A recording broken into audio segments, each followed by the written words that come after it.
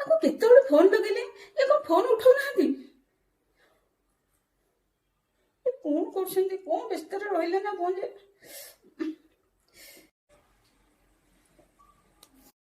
ଆରେ ତମେ ଆସିଗଲ, ଏତେ ଡେରି କଣ କଲ ଯେ? ଆଚ୍ଛା କହିଲ, କଣ ପାଇଁ ବାରମ୍ବାର ଫୋନ କରୁଥିଲ?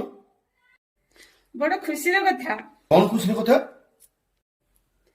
ତମେ ନା ବାପା ହବ। ଆରେ ସେଇଟା ତ ତମେ ସବୁଦିନ ବନୁଛ। କିନ୍ତୁ ଶୁଣ, ମନେ ରଖିଥ, ମୋ ଘରୁ କିନ୍ତୁ ଗୋଟେ ପୁଅ ଦରକାର। ଯେମିତି ହେଲେ ବି ମୋର ପୁଅ ଦରକାର। ଆଉ ପୁଅ ନହେଲେ କଣ ହବ ସେ କଥା ତମେ ଭଲ ଭାବରେ ଜାଣିଛ। ଆରେ ପୁଅ ହବ କି ଝିଅ ହବ ମୁଁ କେମିତି ଜାଣିବି? ସେଇଟା ତ ଭଗବାନଙ୍କ ହାତ କଥା। ପୁଅ ହବ ବୋଲି ତମେ ମତେ 3 ଥର ନଷ୍ଟ କରିସାରିଲଣି। ଏଇଟା ହଉଛି ମୋ ଘର। ମୁଁ ଯାହା କହିବି ସେଇ କଥା ହବ। ଯଦି ମୋ କଥା ତମେ ନ ମାନିବ ତାହେଲେ ସିଧା ମୋ ଘରୁ ବାହାର। ମୋ ଘର ହେ ଦରକାର ନାହିଁ ତମେ। ଠିକ ଅଛି, ଏ ଘର ତୁମର, ବିସ୍ତାନ ତମର, କିନ୍ତୁ ଏ ଛୁଆ ହଉଛି ମୋର। ପୁଅ ହଉ ବା ଝିଅ ହଉ, ମୁଁ ତାକୁ ଜନ୍ମ ଦେବି।